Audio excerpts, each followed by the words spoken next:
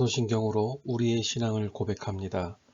전능하사 천지를 만드신 하나님 아버지를 내가 믿사오며 그 외아들 우리 주 예수 그리스도를 믿사오니 이는 성령으로 잉태하사 동정녀 마리아에게 나시고 본디오 빌라도에게 고난을 받으사 십자가에 못 박혀 죽으시고 장사한 지 사흘 만에 죽은 자 가운데에서 다시 살아나시며 하늘에 오르사 전능하신 하나님 우편에 앉아 계시다가 저희로서 산 자와 죽은 자를 심판하러 오시리라. 성령을 믿사오며 거룩한 공예와 성도가 서로 교통하는 것과 죄를 사하여 주시는 것과 몸이 다시 산 것과 영원히 사는 것을 믿사옵나이다. 아멘.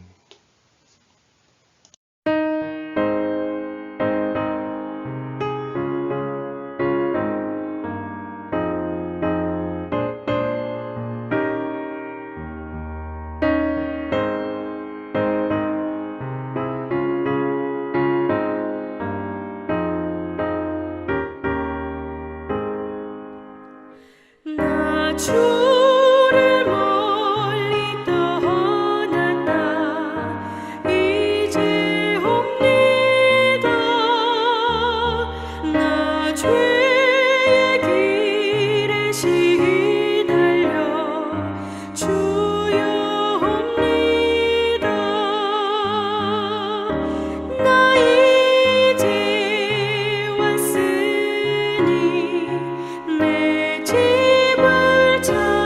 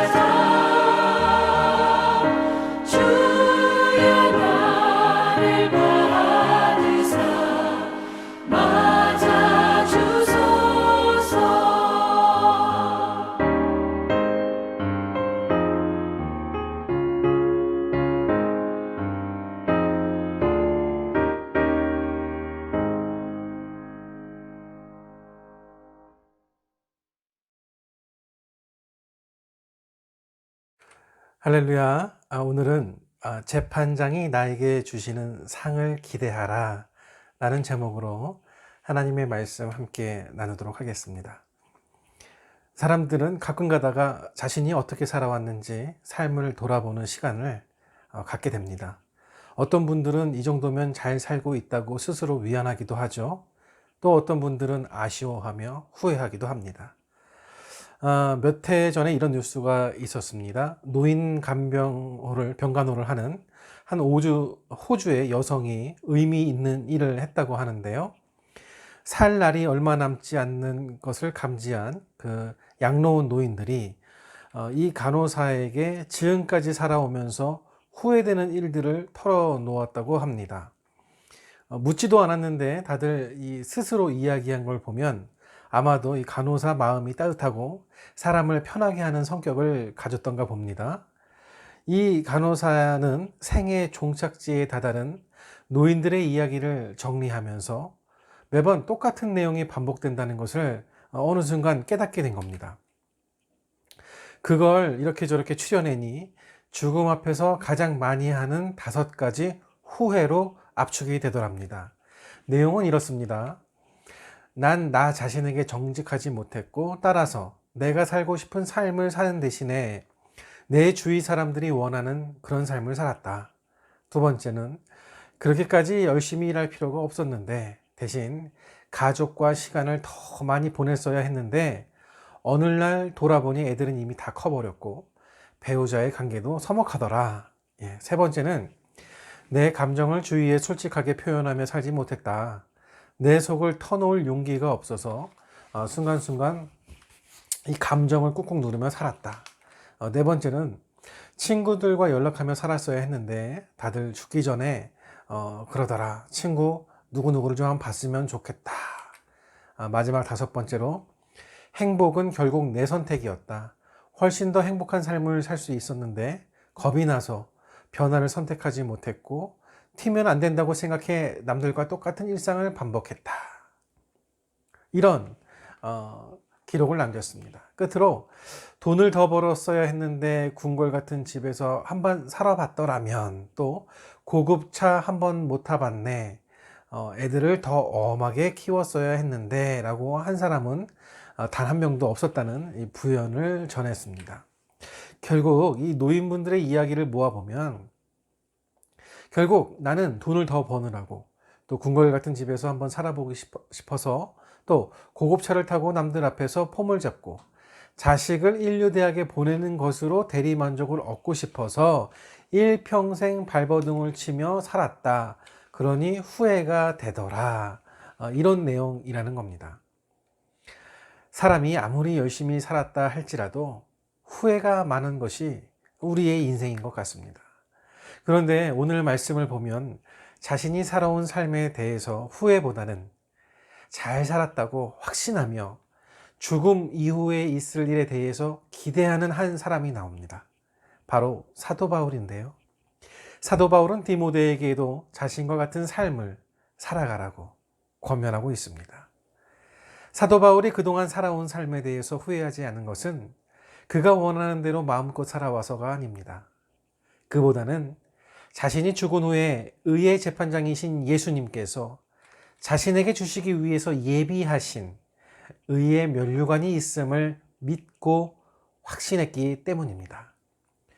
사도 바울의 죽음은 성경에 나와 있진 않지만 기독교 역사에 따르면 기독교를 박해하던 로마의 이 네로 황제 때 목이 잘려 순교했다고 후대에 알려져 있습니다.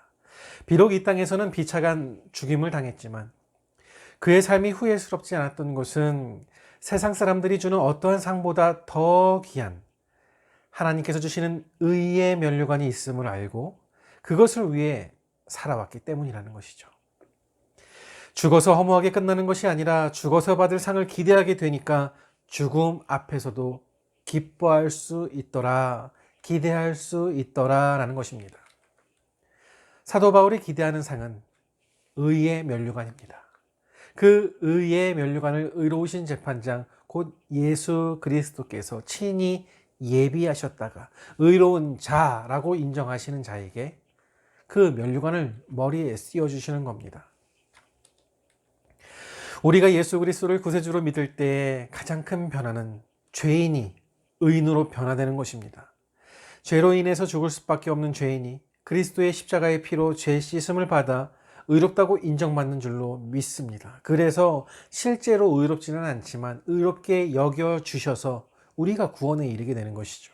그런데 구원을 얻은 성도의 삶은 의롭게 여김을 받는 데서 멈추는 것이 아닙니다. 실제로 그 의를 이루기 위해서 노력하고 살아가고 애쓰는 것이 성도가 되어야 할 목표인 것이죠. 예수님은 그런 성도 되기를 원하십니다. 마태복음 6장 33절에 예수님께서 제자들에게 이렇게 말씀하십니다. 너희는 먼저 그의 나라와 그의 의를 구하라. 의롭다고 인정받은 성도들은 이제 하나님의 나라가 이 땅 가운데 이루어지기를 소망하며 하나님의 의를 이루면서 행하면서 살아가는 사람이 되어야 하는 것입니다. 내가 만들고자 원하는 그런 나라를 구하는 것이 아니라 하나님께서 이 땅 가운데에서 우리 가정과 직장과 사업, 이 사회 가운데에서 이루고자 원하시는 나라를 꿈꾸며 그 말씀대로 살아가야 한다는 것이죠. 이번에 대통령으로 선출된 윤석열 당선자는 연일 언론을 향하여 다양한 자기의 의사를 표현하고 있습니다. 어떤 사람은 그가 이야기하는 그런 뉴스에 대해서 지지한다, 환영한다 이야기하지만 어떤 사람들은 또 우려를 나타내기도 합니다. 세상 사람은 세상의 의를 드러내고 살아갈 수밖에 없습니다. 그러나 하나님의 사람은 하나님의 의를 드러내야 한다는 것이죠. 하나님의 의는 하나님의 말씀이 내 삶의 법이 되어서 살아갈 때 드러나게 됩니다. 하나님의 의가 나 자신 가운데서 먼저 이루어지고 우리 가정과 이 땅 가운데에서 이루어지기를 소망하며 살아가는 사람이 의의 면류관을 받는 사람입니다. 이 땅에서도 뛰어난 업적을 이루게 되면 상들을 많이 받죠. 어릴 때부터 학교, 직장, 사회 여러 가지 상들을 줍니다. 그러한 것들이 이 땅에서 화려하고 영광스러울지 모르지만 죽음 앞에서는 모두 부자일 것 없는 거 아니겠습니까? 그런데 그 죽음 앞에서 가장 가치 있고 영원한 것은 의의 면류관이라는 것이죠. 오늘 저와 여러분들에게 하나님께서 예비하시는 영원한 가치의 상은 이 땅에서 주어주시는 어떤 것이 아니라 우리가 의로우신 재판장 앞에 갔을 때 주어주시는 걸로 믿습니다. 그렇다면 사도 바울은 의의 면류관을 받기 위해서 어떠한 삶을 살아왔는지를 우리가 오늘 말씀을 통해 보면서 우리가 의의 면류관을 받기에 어떠한 삶을 살아야 할지 오늘 말씀을 나누고자 합니다. 먼저 제사의 삶을 살아야 합니다. 사도 바울은 자신의 삶을 하나님께 드리는 제사, 하나님께 드리는 예배라고 여기면서 살았습니다. 사도 바울은 자신이 떠날 시각이 가까웠다고 하면서 표현하기를 전제와 같이 내가 벌써 부어지고 라고 말하고 있습니다. 여기서 전제라고 하는 것은 제사를 드릴 때 포도주를 부어서 드리는 제사를 말합니다. 양을 잡아서 희생제사를 드리거나 곡식을 제물로 드리는 소제를 드릴 때 그 제사 제물에 포도주를 붓고 불에 태움으로 향기를 펴서 냄새를 하나님 앞에 올려드리게 됩니다. 빌립보서 2장 17절에 만일 너희의 믿음의 제물과 섬김 위에 내가 나를 전제로 드릴지라도 전제 나는 기뻐하고 너희 무리와 함께 기뻐하리니 라고 말씀하셨습니다. 사도 바울은 자신의 삶을 제사로 표현하고 있는 것인데요. 그런데 이 전제는 제사의 마지막 부분에 치러지는 의식입니다.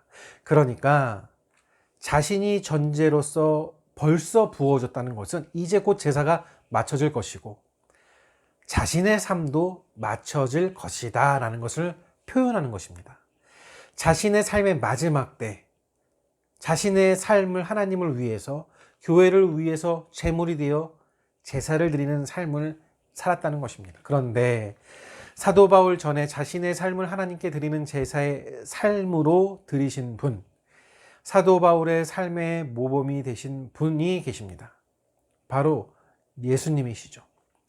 예수님은 제자들과 함께 포도주를 마시면서 자신의 피가 제사의 포도주와 같이 부어질 것을 묘사하셨습니다. 누가복음 22장 20절인데요. 저녁 먹은 후에 잔도 이와 같이 하여 가라사대 이 잔은 내 피로 세우는 곧 새 언약이니 곧 너희를 위하여 붓는 것이라 하셨습니다. 예수님은 자신이 십자가에서 흘리신 피를 새 언약을 위해 부어지는 피로 말씀하신 것입니다. 예수님께서도 십자가에 흘리신 피로 이 전제로 부어지면서 제사의 삶을 마치셨던 것입니다. 사도 바울은 의의 멸류관을 바라보면서 자신의 삶을 제사로 드리고자 하였습니다. 그리고 자신뿐 아니라 예수 그리스도를 따르는 로마 교회 교인들에게도 말하고 있습니다. 로마서 12장 1절에 이렇게 외칩니다. 그러므로 형제들아 내가 하나님의 모든 자비하심으로 너희를 권하노니 너희 몸을 하나님이 기뻐하시는 거룩한 산 제사로 드리라. 이는 너희의 영적 예배니라. 아멘. 구약시대에는 짐승을 잡아 하나님께 제사를 드렸는데 이제는 그럴 필요가 없다는 겁니다. 우리의 몸, 우리의 삶을 하나님께 거룩한 제사로 드리고자 살라는 것입니다. 제단 위의 제물은 산채로 올라가지 않습니다. 제물이 될 짐승은 죽어야 하죠.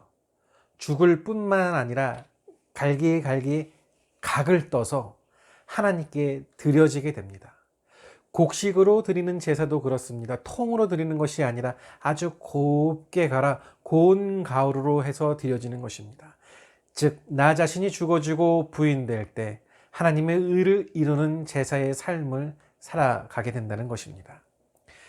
예수님이나 사도 바울은 자신의 삶을 하나님께 드리는 제사의 삶으로 살아가셨습니다. 사랑하는 성도 여러분, 저는 오늘 이 사도 바울의 신앙 자세를 함께 배우기를 권면합니다. 우리 바라본 교회가 우리 성도들이 받을 상이 있습니다. 그런데 받기 위한 전제 조건은 먼저 섬겨야 한다는 것입니다. 바울은 그 섬김에 목숨을 걸었다 했습니다. 얼마나 중요한가를 말하고 있는 거죠. 섬김은 어려운 것이 아닙니다. 관심입니다. 저는 매주 비어있는 성전을 보면서 마음이 너무 아프지만 그러면서도 우리 성도님들이 너무나 보고 싶습니다. 저의 관심은 우리 성도들이죠. 아프시다는 이야기를 들으면 당장 달려가 돕고 싶습니다. 그럴 수 있다면 돕고 싶습니다. 그러나 지금 이 시국에 갈 수도 없고 말할 수도 없고 참 마음이 아픕니다. 우리 하나님께서도 우리를 그렇게 보고 계시죠? 여러분 힘드시더라도 방법을 찾아서 교회로 예배의 자리로 나오셔야 합니다. 그렇게 하나님에 대한 관심을 가지실 때 하나님께서 예비하신 준비된 상을 우리가 받는 것입니다. 만나야 주죠. 하나님께서 만나야 주시죠. 그렇죠? 그렇습니다. 이제 사도 바울은 자신이 제사로 주님께 드려지는 삶을 살아가기 위해서 어떻게 했는지를 말하고 있는데요. 나 자신이 제사가 되는 삶을 살아간다는 것은 저절로 쉽게 되는 것이 아니라고 이야기합니다. 사도 바울은 제사의 삶을 살아가기 위해서 선한 싸움을 싸워라. 나의 달려갈 길을 마치겠다. 믿음을 지켰다. 라고 이제 고백하고 있습니다. 선한 싸움. 사도 바울은 선한 싸움을 했던 사람입니다. 믿음 생활은 선한 싸움을 전제로 하고 있습니다. 선한 싸움을 제대로 하기 위해서는 싸움의 상대를 제대로 알아야 합니다. 에베소서 6장 12절에 사도 바울은 우리의 씨름은 혈과 육에 대한 것이 아니요 정사와 권세와 이 어두움의 세상 주관자들과 하늘에 있는 악의 영들에게 대함이라. 우리가 상대의 이 악한 영에 관한 것이라 했습니다. 우리의 상대가 하나님의 의를 이루지 못하도록 방해하는 악한 영을 상대로 싸우는 것이야말로 선한 싸움이라는 것이죠. 그런데 때로는 눈에 보이는 사람이나 상황들이 우리가 싸워야 할 적이라고 여길 때가 있다는 거예요. 내 주변에 있는 나의 배우자가, 자녀들이, 내 이웃들이, 직장 동료들이 싸움의 대상이 되는 것으로 여겨서 싸우다가 결국 하나님의 의를 드러내지 못하고 그 영광을 가릴 때가 많다는 것입니다. 저는 이 변호사 사무실에서 사회생활을 했었는데요. 근무하면서 이 이혼하시는 분들을 많이 보게 되었습니다. 오시는 분들은 이제 다 다른 분들이 상담하러 오시지만 상담을 하고 나면 그 내용이 거의 비슷한 거예요. 제 생각에 어느 정도 수준이었냐면 오시는 분은 다 다른 분이었지만 상담지의 내용을 보면 누가 누군지 구분이 안 될 정도로 내용은 비슷했습니다. 제 생각에 그렇다는 겁니다. 결국에 부부가 하나 되고 서로 의지하는 의를 드러내는 것이 아니라 결혼 생활에서 나를 드러내려고 하다 보니 왜 이해 못해? 왜 안 따라와? 왜 그런 말해? 이렇게 감정의 골이 깊어지면서 거친 이 싸움을 하게 되는 것이죠. 여러분, 성도는 선한 싸움을 싸울 줄 아는 사람이 되어야 하는데요. 사람과 싸우는 싸움이 아닙니다. 이 싸움은 사탄과 하는 싸움입니다. 성도가 하나님의 나라와 그의 의를 위해서 살아가지 못하도록 사탄마귀는 항상 우리를 노려보고 있습니다. 싸움을 만들어냅니다. 사탄은 우리 가정과 교회, 이 사회에 하나님의 나라가 이루어지기를 원치 않습니다. 내 사랑하는 사람, 가까운 사람과 싸우게 해서 하나님의 의를 따라 살지 못하게 하죠. 하나님의 나라를 빼앗는 겁니다. 선한 싸움을 싸우는 사람들은 혈과 육의 싸움을 하는 사람이 아니라 악한 영의 세력과 맞서는 사람입니다. 기도하면 싸우고 사랑으로 싸우는 사람인 것입니다. 선한 싸움을 내가 승리하기 위한 싸움이 아니라 나는 죽고 하나님께서 승리하시는 싸움이 선한 싸움인 줄로 믿습니다. 그리고 사도 바울은 나의 달려갈 길을 마쳤다고 고백하고 있습니다. 이 땅의 삶이 영원할 것 같지만 그렇지 않잖아요. 그토록 열심히 살았던 삶도 마감할 때가 다 있는 것이라잖아요. 그리고 사도 바울도 자기의 삶의 끝에서 자신에게 주어진 그 길을 다 마쳤다고 말하고 있지 않습니까? 사도 바울은 나의 달려갈 길을 잘 알고 있었던 사람입니다. 사도 바울이 말하는 나의 달려갈 길은 자신이 정한 길이 아니죠. 예수님을 만난 이후 사도 바울의 달려가던 길은 180도 확 바뀝니다.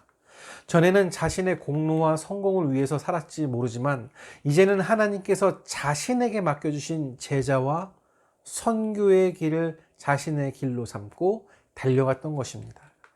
그리고 그는 죽을 때까지 그 길을 고수하고 있었던 사람이죠. 이 세상 사람들도 나름대로 자신의 길을 참 열심히 달려가고 있습니다. 그런데 하나님께서 나에게 주신 길이 아니라 내가 원하는 길을 열심히 달려가는 사람들이 참 많이 있다는 것이죠. 지금 계획하며 달려가고 있는 그 길이 하나님께서 여러분에게 달려가라고 원하시는 길이십니까?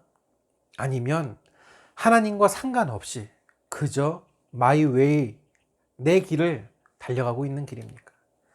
예수님을 만난 이후로도 내 길의 방향이 바뀌지 않고 열심히 달리고 있다면 우리 점검해 봐야 합니다. 하나님께서 나에게 맡겨주신 그 길은 나에게 사명이 됩니다.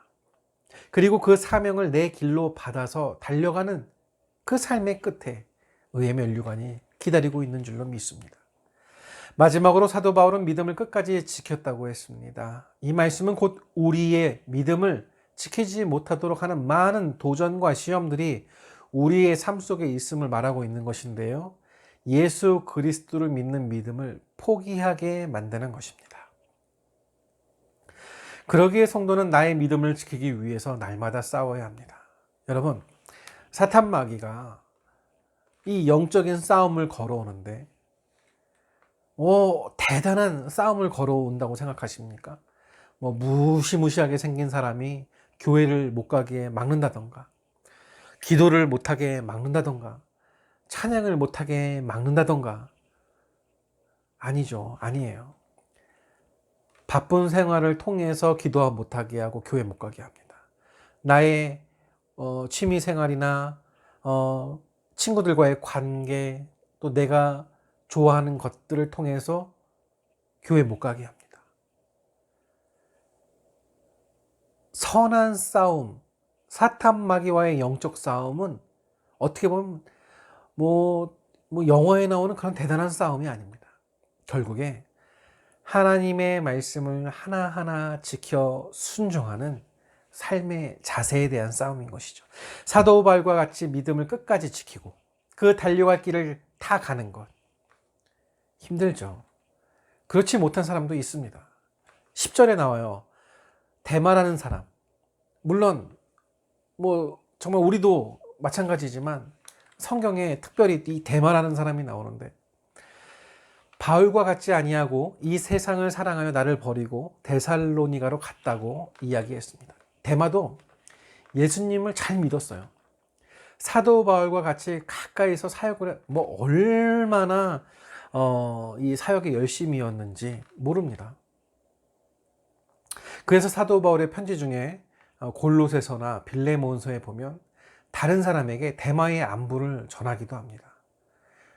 그런데 대마가 그 믿음을 끝까지 지키지 못하고 세상으로 갔습니다. 왜요? 대마는 하나님보다 세상을 더욱 사랑했기 때문에요. 하나님을 누구보다 사랑할 때 그 믿음을 지키게 되고 선한 싸움을 싸우게 되고 달려갈 길을 가게 마련인 것입니다. 얼마 전에 어떤 목사님을 만났는데요. 이런 이야기를 하세요. 자기가 이 대학교 때 기독교 서클에 있었는데 정말 그때 그 기독교 서클의 대표, 또 그 기독교 서클에서 아주 활발하게 활동을 했던 사람들이 오히려 지금 신앙생활을 안 하더라. 이런 이야기를 얼마 전에 하셨어요. 왜 그러냐?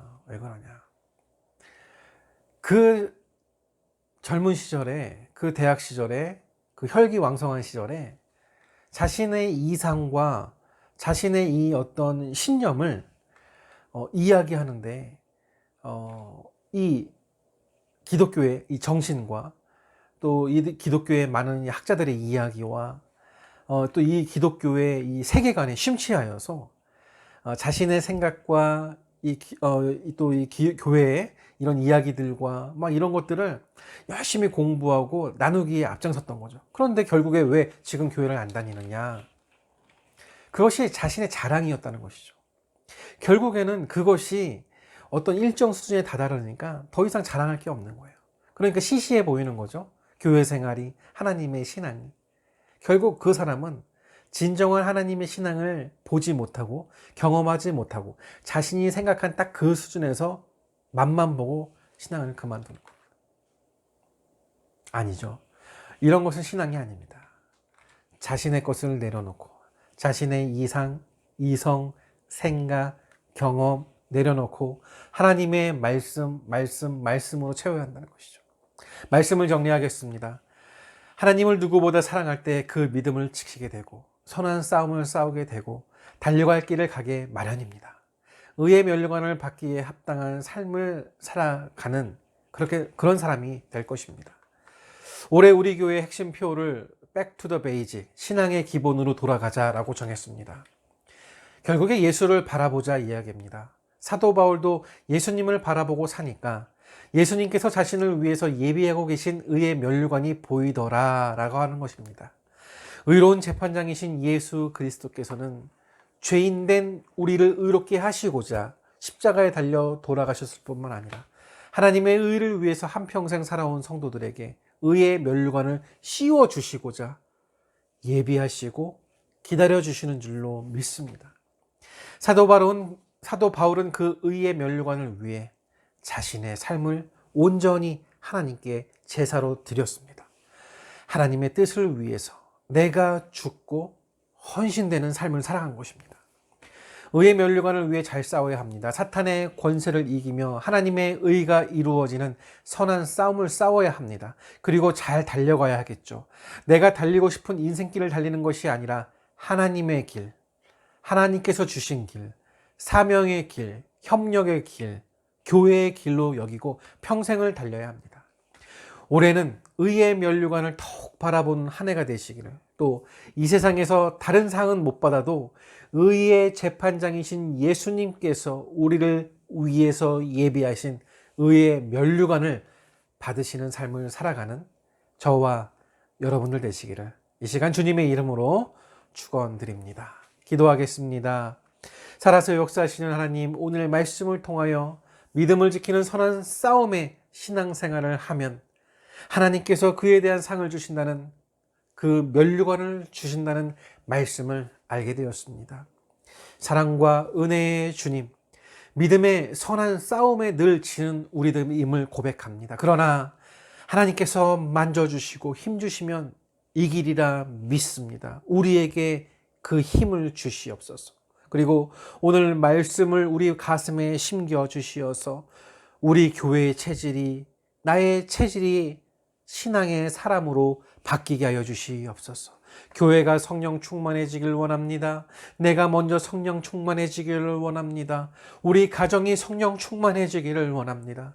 그래서 우리의 모습이 달라지게 하시고 형편이 달라지게 하시고 나의 육체를 멍들게 하고 있는 병마를 물리치게 하시고 그리고 여러 가지 어려운 시련들이 떠나가는 역사가 일어나게 하여 주시옵소서. 하나님, 우리가 기도하기를 원합니다. 하나님의 능력을 전하기를 원합니다. 지금 우크라이나에서는 러시아가 전쟁을 일으켜서 수많은 백성들을 억압하고 죽이는 끔찍한 일들이 벌어지고 있는데 그 고통의 현장에 한국의 선교사님들이 또 함께하고 있습니다. 주님, 그 민족을 위로하시고 또 그 선교사님들 위해 능력을 더하여 주시옵소서. 그리고 그들을 보호하여 주시옵소서. 그 땅을 기억하시고 주품에 품으사 하루속히 그 땅에 평화의 시대가 올 수 있도록 도와주시옵소서. 하나님, 받아주시옵소서. 오늘 예배를 드리며 정성껏 준비한 헌금을 같이 드립니다. 어려운 상황 속에서도 사업가 직장에서 아버지 번 돈을 가지고 주님 앞에 드리오니 각종 제목의 헌금을 받으시고 하늘의 축복의 문을 열어주시어서 교회 운영에, 전도에, 선교에 열심히 할 수 있도록 주님 은혜를 허락하여 주시옵소서. 하나님, 저희 교회에 몸이 아픈 성도들이 있습니다. 치유하시고 만져주시옵고 깨끗게 하여 주시옵소서. 주님께서 고쳐주셨음을 알게 하여 주시옵고 그리하여 주님의 몸된 교회를 더 잘 섬기고 복받는 인생 되기를 간절히 소원하오며 지금은 바라본 교회 성도와 우리 자녀들 위해 그리고 한국 교회와 선교사님들 그리고 우크라이나 위에 우리 주 예수 그리스도의 은혜와 하나님 아버지의 그 크신 사랑하심과 성령님의 감화 감동 축복 인도하심이 지금부터 영원토록 함께 계실지어다. 아멘.